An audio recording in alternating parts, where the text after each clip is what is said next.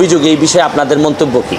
তারা আমারে যেটা জানিয়েছেন, তারা বলছেন যে কোটা আন্দোলন তো কোটা সংস্কারের যে আন্দোলন, এটার জন্য যা যা চেয়েছিলেন সবই দেয়া হয়েছে।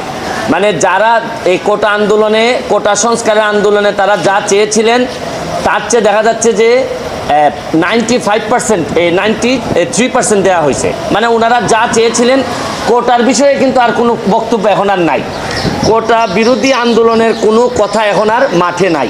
তারপরও মাঠে মানুষ কেন? তাইলে কোটার পরে যে আন্দোলন চলতে পারে, এটা হচ্ছে কি, আমিও বলছি যে এই আন্দোলনে আমাকেও আপনারা সাথে নেন।